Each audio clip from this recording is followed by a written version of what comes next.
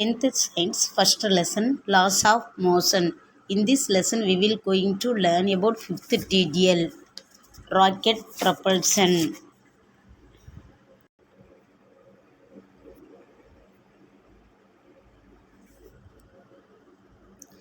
Rocket propulsion of rocket is based on the law of conservation of linear momentum as well as Newton's third law of motion. Propulsion of rocket is based on the law of conservation of linear momentum as well as Newton's third law of motion.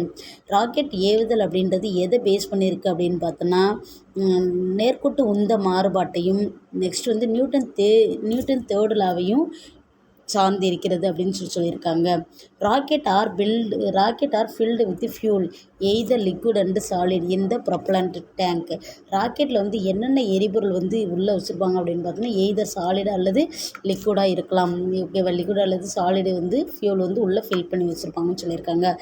When the rocket is fired, எப்போ வந்து இந்த rocket வந்து fire பண்ணுறோமோ fuel is bond, அப்போ அந்த fuel வந்து அந்த எரிபொருள் எரிஞ்சு ஹாட் கேஸ் இஸ் எக்ஜெக்டட், அதுலேருந்து என்னது அப்படின்னா வெப்பக்காற்று வந்து வெளியேறும் அப்படின்னு சொல்லியிருக்காங்க. High speed off from the nozzle of the rocket, அந்த ராக்கெட்டோட நாசில் போர்ஷன் வழியாக என்ன பண்ணும் அப்படின்னா ரொம்ப ஃபாஸ்ட்டாக வெளியே வரும்னு சொல்லியிருக்காங்க. அண்ட் ப்ரொடியூஸ் ஹியூஜ் மூமெண்டம், இது அதிக உந்து விசையை வந்து கொடுக்குது அப்படின்னு சொல்லியிருக்கிறாங்க. அதிக உந்து விசை வந்து கொடுக்குது. டு பேலன்ஸ் த மூமெண்ட், இதனோட மூமெண்டத்தை வந்து பேலன்ஸ் பண்ணுறதுக்காக equal and opposite reaction of force produced combustion chamber.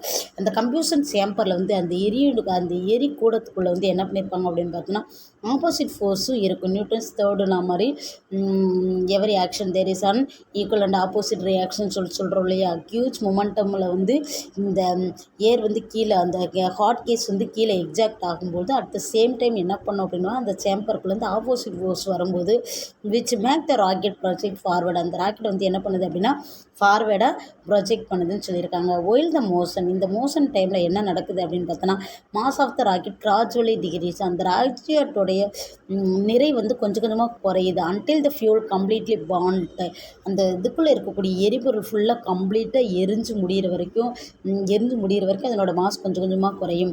இந்த okay since there is no net external force acting on it the linear momentum of the system is conserved. இதிலேருந்து வந்து என்னது அப்படின்னா நேர்கோட்டு உந்த மாறுபாடு வந்து நமக்கு புரியுது அப்படின்னு சொல்லலாம். சரியா, எக்ஸ்டர்னல் ஃபோர்ஸ் எதுவுமே இல்லாமல் இது என்ன பண்ணுது, எடை குறைய அதனுடைய வேகம் வந்து அதிகரிக்குது அப்படின்னு சொல்லியிருக்காங்க. The mass of the rocket is decreases with altitude which result gradually increase the velocity of rocket. அப்போ அந்த ராக்கெட்டோட மாஸ் குறைய என்ன பண்ணுது அப்படின்னா ராக்கெட்டோட மாஸ் குறைய அதனுடைய ஸ்பீடு வந்து ராக்கெட்டோட ஸ்பீடு வந்து என்ன பண்ணுது அப்படின்னு பார்த்தா கிராஜுவலாக இன்க்ரீஸ் ஆகுதுன்னு சொல்லியிருக்காங்க. அட் ஒன் ஸ்டேஜ் ஒரு டைமில் என்ன நடக்குது அப்படின்னா it reaches velocity which sufficient, ஒரு குறிப்பிட்ட அளவு வந்து வெலாசிட்டி இது கிடைச்ச உடனே just escape from the gravitational pull of the earth, இது வந்து கிராவிடேஷனல் ஃபுல்லிலேருந்து கொஞ்சம் எஸ்கேப் ஆகி போயிடும். அப்போ கிராவிடேஷனல் புவியீர்ப்பு விசை வந்து அந்த இடத்துல இருக்காது. அப்படி இல்லை அப்படின்றப்ப வந்து வெலாசிட்டி இஸ் கால்டு வந்து எஸ்கேப் வெலாசிட்டி. அப்படி இல்லாத இடத்துக்கு வந்து இந்த ராக்கெட் போகிறது தான் என்ன சொல்லியிருக்காங்க அப்படின்னா எஸ்கேப் வெலாசிட்டி அப்படின்னு சொல்லியிருக்காங்க. எஸ்கேப் வெலாசிட்டி அப்படின்னா என்ன சொல்லியிருக்காங்க அப்படின்னா அப்போ இது one stage it reach the velocity with sufficient just escape, இந்த எர்த்துலேருந்து எஸ்கேப் ஆகக்கூடிய ஒரு வெலாசிட்டி வந்து அதுக்கு கிடைக்கிது. ஓகேவா, ஃபுல் ஆஃப் த எர்த், அந்த எர்த்தோட கிராவிடேஷன்லேருந்து எஸ்கேப் ஆகுது. அந்த வெலாசிட்டி எர்த்தோட கிராவிடேஷன்லேருந்து எஸ்கேப் ஆகிற வெலாசிட்டியை தான் என்ன சொல்லுவோம் அப்படின்னா எஸ்கேப் வெலாசிட்டி அப்படின்னு சொல்லுவோம். ஓகேவா, எர்த்தோட வெலாசிட்டி எர்த்தோட கிராவிடேஷனல் ஃபோர்ஸ்லேருந்து எஸ்கேப் ஆகக்கூடிய ஒரு வெலாசிட்டியை தான் நம்ம என்ன சொல்லுவோம் அப்படின்னா எஸ்கேப் வெலாசிட்டி அப்படின்னு சொல்லுவோம்.